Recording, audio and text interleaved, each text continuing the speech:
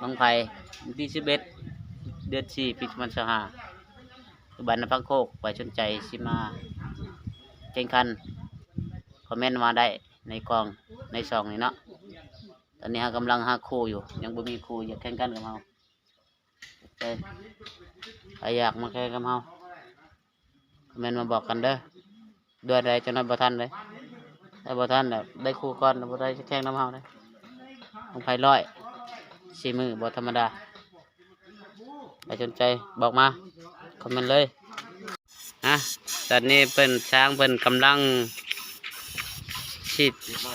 ชี้ใช่เนาะมื้อนี้สำเร็จเนาะช้างเนาะ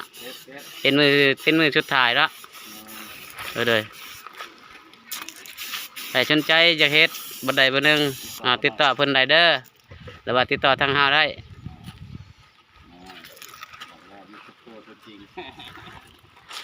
4 มืองามรับประกันแน่นอน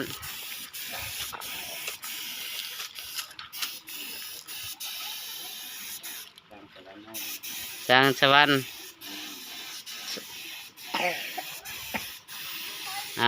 จากสวรรค์เฮาเองเด้อ4 มือไปสนใจมากแบบได้เฮ็ดได้เนาะฉากเนาะมีเงินเฮ็ดได้แต่บ่มีเงินเฮ็ดบ่ได้ งามสุดยอด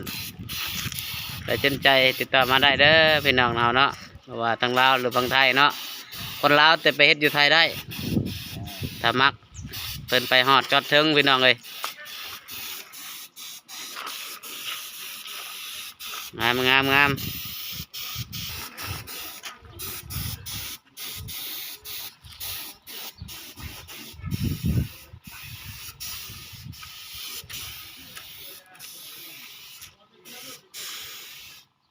ล่ะทำนี่ก็นะเลยเป็นยูทูบเบอร์มันต้องมีสร้างกล้อง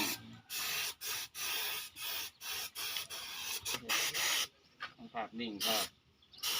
เคลื่อนไหว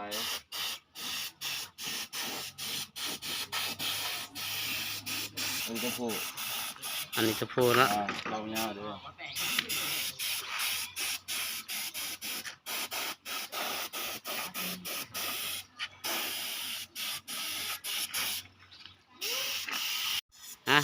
ตอนนี้เพิ่นช้างเพิ่นกำลังชี้ใช่เนาะมื้อนี้สำเร็จเนาะช้างเนาะเป็นมือสุดท้ายเนาะเลยใครสนใจอยากเฮ็ดบ่ใดบ่หนึงติดต่อเพิ่นได้เด้อหรือว่าติดต่อทางเฮาได้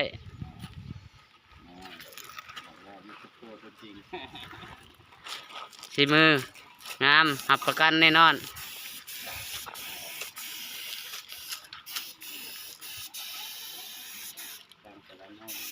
จางสวรรค์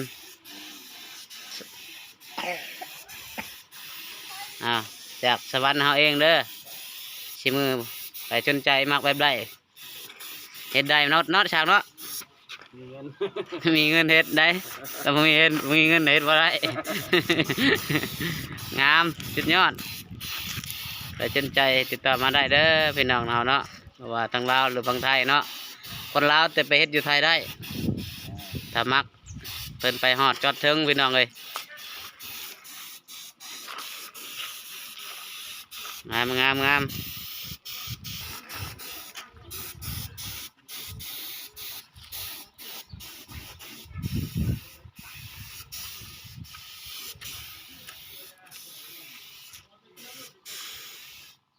ล่ะ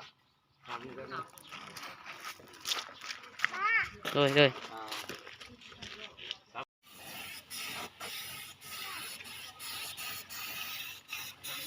มันกันฮะเฟซบุ๊กได้เนาะอันจานเนาะแม่น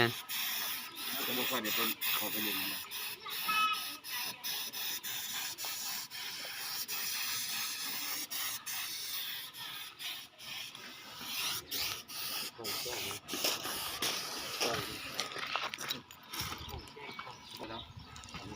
นี่ยูทูบเป็นได้ไปเมืองนอกมายังเป็นเว้าคือได้